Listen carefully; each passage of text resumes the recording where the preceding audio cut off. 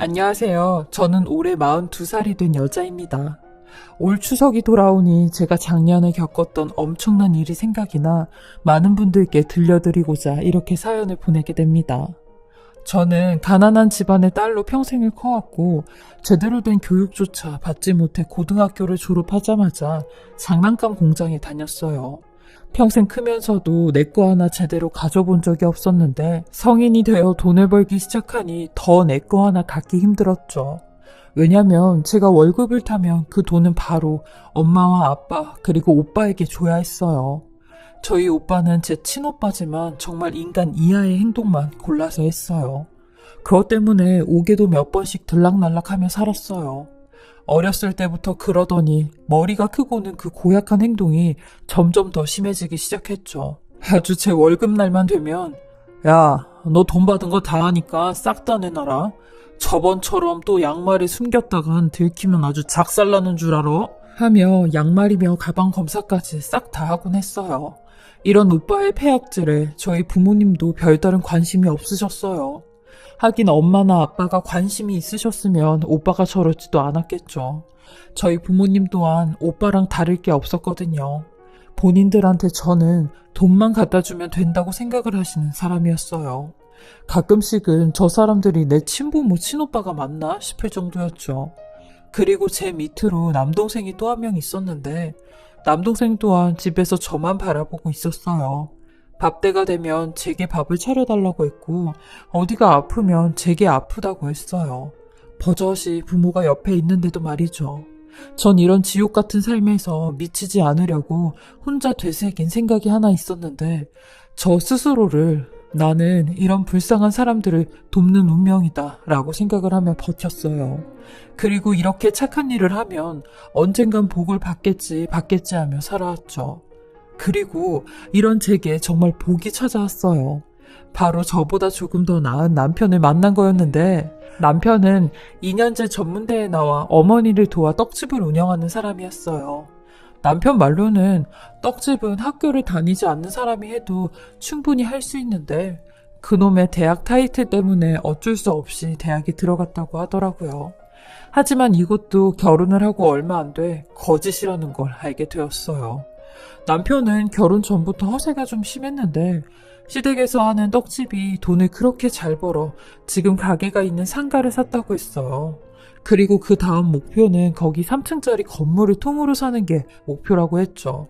그러면서 도달하기 눈앞에 가까워졌다는 말까지 했어요. 어쩌면 이런 남편의 달콤한 말에 저도 마음이 흔들렸는지 모르겠네요. 이날 이때까지 친정 식구들한테 희생을 하며 내 젊은 시절을 다 바쳤는데 이제라도 결혼해서 좀 편하게 살고 싶다는 마음이 컸거든요. 나도 이런 남자를 만나면 내 삶이 조금은 달라지지 않을까 싶었어요.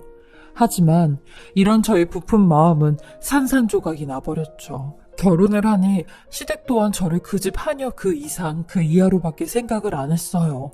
저는 워낙 가난하고 가진 게 없는 집안의 여자였으니 결혼을 할 때도 예단이랑 혼수는 전혀 해가지 못했는데 시어머니는 이것부터 흠을 잡으셨죠. 그러면서 네가 예단이랑 혼수도 안 해오는데 내가 집을 사줄 이유는 없지 않냐?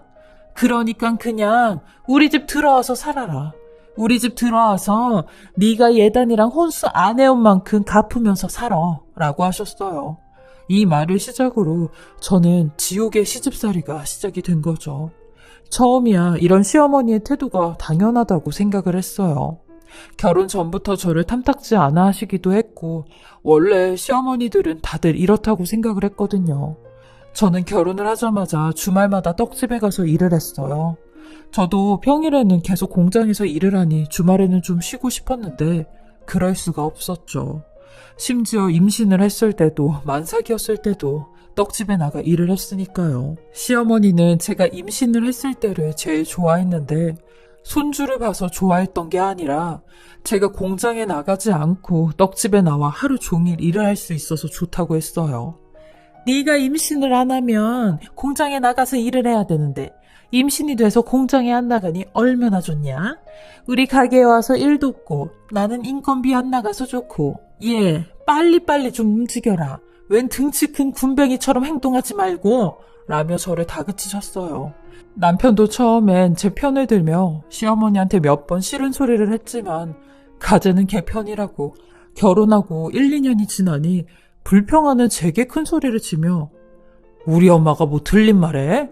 그리고 우리 집에서 당신한테 이 정도로 먹고 살게 해줬으면 된 거지. 나 아니면 네가 어디 가서 이 정도 대우나 받고 사냐? 쓰러져가는 집에서 간신히 데리고 나와줬더니 이제 와서 더 많은 걸 말하는 거야 뭐야? 라며 쥐죽은 듯이 살라고 말을 하더라고요. 근데 이런 시집살이 중 제일 손꼽히는 게 바로 명절과 제사였어요. 시어머니 또한 워낙 무속신앙을 신뢰해 일주일에 한 번씩은 점을 볼 정도였죠.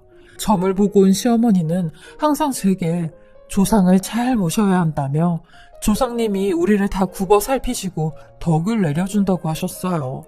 시어머니는 항상 신년 달력을 받으면 음력으로 제사를 제일 먼저 동그라미 쳤고 심지어 본인이 모르는 저희 남편의 증조할아버지 부인 2명까지 제사를 지내곤 했죠. 저희 시댁 1년에 제사만 10번이었고 설 명절 2번까지 포함하면 거의 한 달에 한 번꼴로 제사상을 차렸어야 했어요. 근데 문제는 이 많은 제사와 명절을 다 저 혼자 해야 된다는 거였죠. 이 집 식구들 너무 웃긴 게 일이라는 일은 다 저를 시키면서 조상덕은 본인들이 다 받겠다고 해요. 시어머니는 항상 제사상이나 차례상 앞에서 제 흉을 보며 모자란 제 며느리 손으로 차린 음식이지만 우리 오씨 집안 남자들의 정성이 가득 들어가 있습니다. 그러니까 덕 많이 내려주시고 하는 일마다 잘 되게 해주십시오 조상님들 하며 고개를 바닥까지 숙이세요. 제 얘기를 들으시는 분들은 대부분 왜 그렇게 답답하게 사냐, 당장 뛰쳐나오라 이런 말을 하실 수도 있으시지만 저처럼 이렇게 학급 인생을 살아보지 못하신 분들은 모르실 거예요. 이렇게 초라하고 아무것도 없는 제가 이혼까지 하게 된다면 정말 남는 건 몸뿐인 빈 껍데기니까요. 이런 대우를 받고 이런 삶을 산다고 해도 제겐 아이들이 있고 살 집이 있다는 게 더 남는 거라 생각을 했습니다. 그렇다고 제 부모가 절 끔찍히 생각하는 것도 아닌데 어차피 여기에 있으나 저기에 있으나 아무한테도 의지를 할 수 없다면 좀 더 나은 환경에서 사는 게 더 낫다 싶어 시댁에서의 삶을 참아온 겁니다. 그러던 어느 날 제 인생에 청천벽력 같은 소식을 듣게 된 일이 하나 생겼어요. 제가 40살인 작년 처음으로 건강검진을 받게 되었는데 거기서 유방암 3기라는 진단을 받게 되었죠. 이 말을 남편한테도 못하겠고 시댁에도 못하겠더라고요.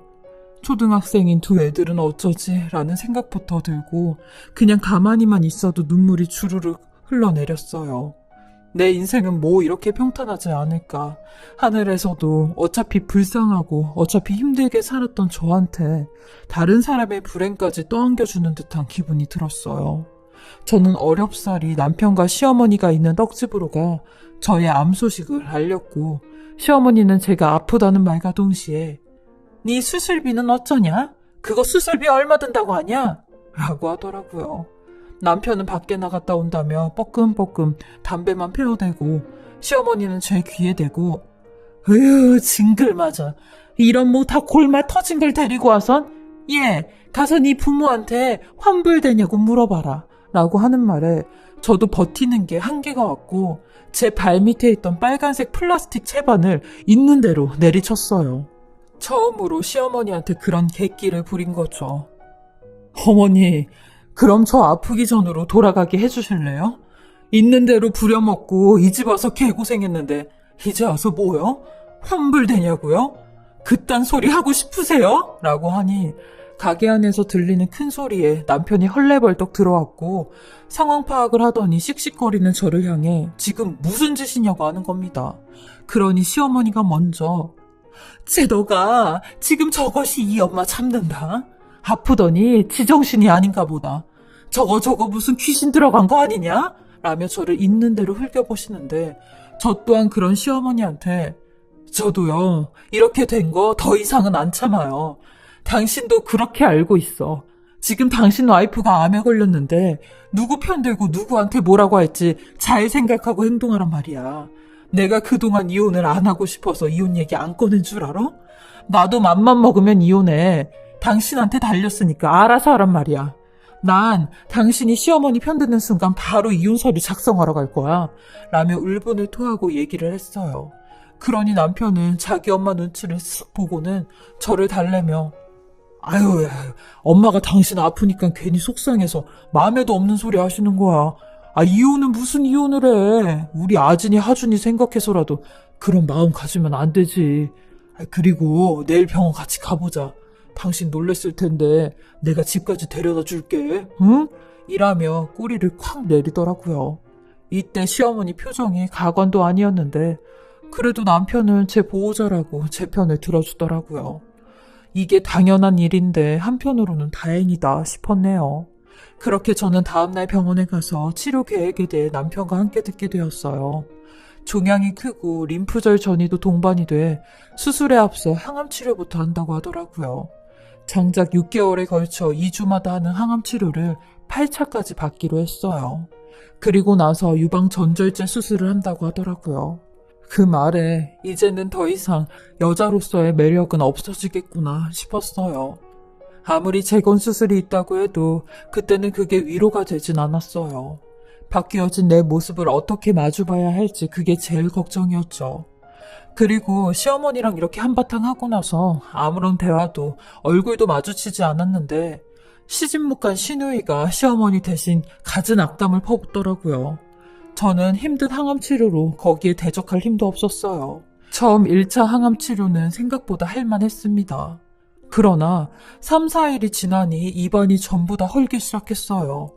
그리고 2주가 되니 머리가 쪼개질 듯이 죄어왔어요. 두통으로 단 1분도 편하게 잠을 잔 적이 없었어요. 그리고 곧이어 머리카락이 뭉텅이씩 빠지기 시작하는 겁니다. 저는 제 스스로 바리깡을 사서 머리를 삭발했어요. 하루 종일 속은 울렁거리고 피부도 검게 변해 주사를 맞은 혈관까지도 검게 탔습니다. 온몸을 두들겨 맞은 것처럼 통증이 너무 심해 잘 걷지도 못해 누워서만 지냈는데 항암 치료가 이렇게까지 힘든 치료인 줄은 몰랐어요. 옛날에 누가 항암 치료를 받는다고 하면 내 일이 아니니 아유 힘들겠네 하고 말았는데 막상 제가 겪어보니 알겠더라고요. 정말 사람이 할 짓이 아니었어요. 그리고 이런 제게 4개월 뒤 어마어마한 일이 생기게 되었습니다. 여태 저한테 씩씩거리며 어떤 꼬투리를 잡을까 조용히 응시만 하던 시어머니께서 또 한 번의 칼춤을 추게 된 거죠. 바로 추석 명절이었습니다. 저는 아직도 그날을 잊질 못해요. 저희 시댁은 떡집을 하니 추석이 대목이에요. 그러니 추석 전날부터 온 집안 식구들이 떡집에 나가 송편을 만들고 판매를 하죠. 근데 뻔히 제 상태를 아시는 시어머니께서 제가 있는 방을 부서질 듯이 열며 너 이번 주 내내 계속 가게 바쁜 거 알지? 내가 아주 벼르고 있으니까 조심해라. 이러고 누워서 아무것도 안 하고 식충이처럼 집안 살림 거덜내지 말고 나와서 일하라고! 라며 소리를 지르시는데 저는 그런 시어머니에게 어머님, 제 상태 보시고도 그런 말씀이 나오세요? 저 이런 상태로 일 못해요. 그리고 지금도 힘들어서 어머님하고 신랑이 할 기운도 없어요. 그러니까 그냥 알바하시는 아주머니 쓰세요. 라며 떡집 일은 이렇게 넘겼는데 차례상 얘기로 화제를 돌리더니 이게 아주 유방암 걸린 게 대수라고 이러고 앉아있네. 너 그러면 차례상이라도 제대로 차려놔라.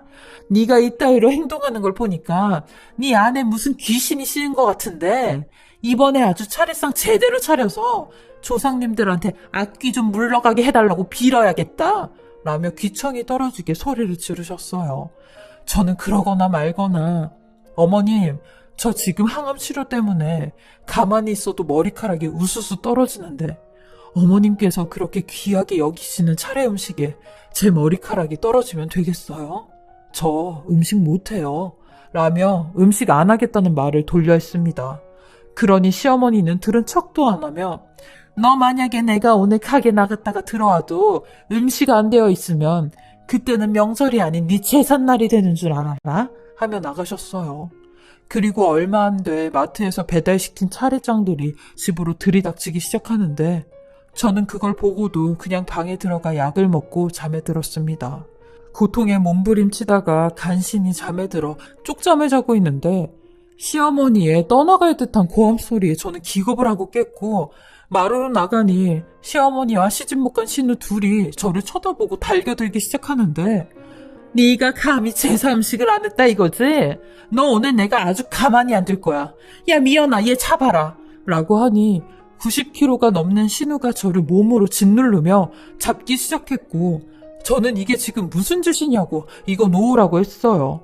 그러니 저 멀리서 시어머니가 제가 사다 놓은 바리깡을 가지고 오더니 네 머리카락이 문제면 이거 내가 싹 다 밀어줄 테니까 머리 빡빡 밀고 나서 음식해 라며 힘들게 한 올 한 올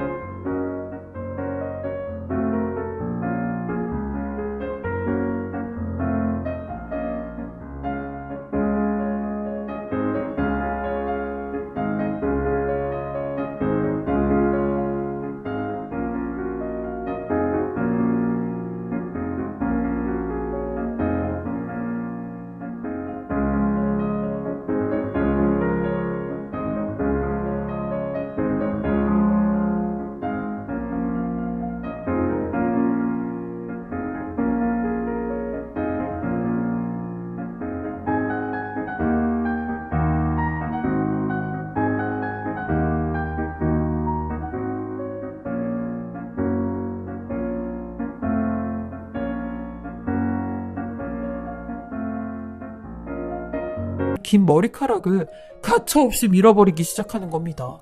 저는 신우한테 붙잡혀 이거 놓으라고 난리를 쳤지만 힘으로는 빠져나갈 수도 없었고 시어머니는 제 머리카락을 들쭉날쭉하게 죄다 밀기 시작했어요.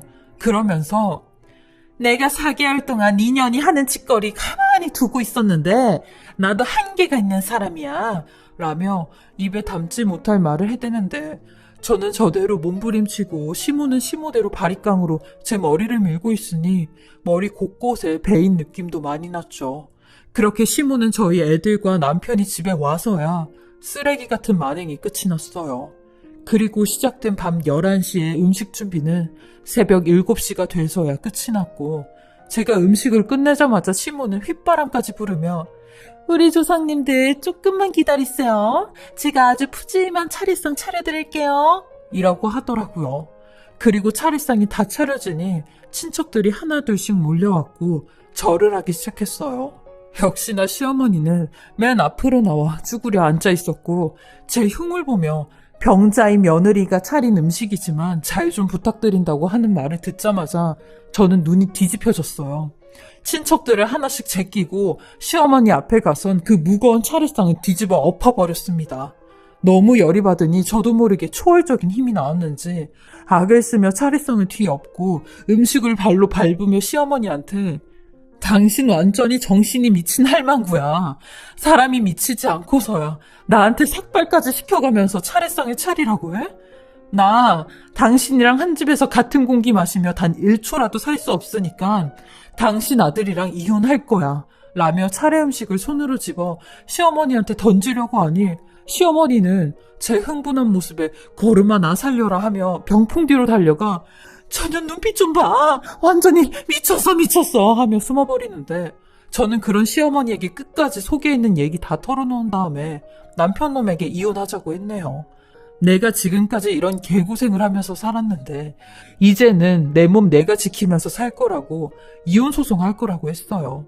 시어미한테 받아온 정신적, 신체적 피해 보상으로 위자료 청구 소송할 거고 당신한테도 손해배상 청구할 거라고 소리를 지르며 애들 데리고 집 밖으로 나왔죠. 아직 어린 제 아이들인데도 엄마가 매번 할머니한테 당해온 걸 두 눈으로 봤으니 상처가 많은 아이들이었어요. 애들도 울고 저도 울고 하염없이 울었네요. 그렇게 저는 가진 돈을 탈탈 털어 변호사를 선임했고 시어머니가 저한테 했던 삭발을 하는 행동과 욕을 하고 제 험담을 하는 내용들이 신우가 키우는 강아지용 CCTV에 전부 다 찍혀 그게 저의 증거가 되었어요.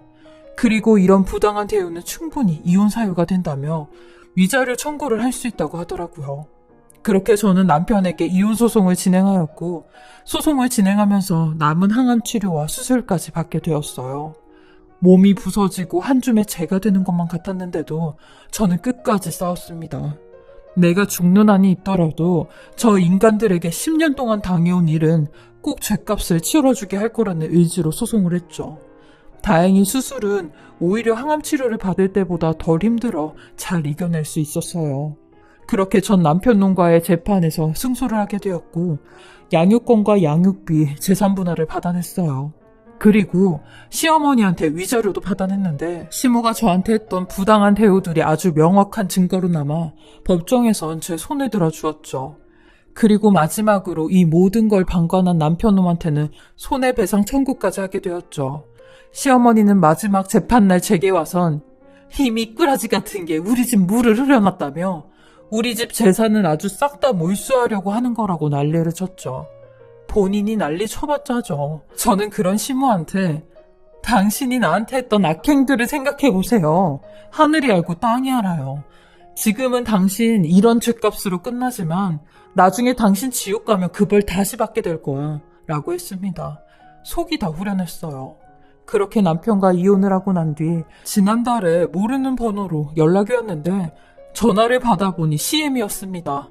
전화를 해서 뭔 소리를 또 짓거리려고 하나 들어보니 저한테 그러더군요. 훌쩍이는 목소리로 예, 아지네미야, 나다. 다름이 아니라 내가 유방암 이기란다.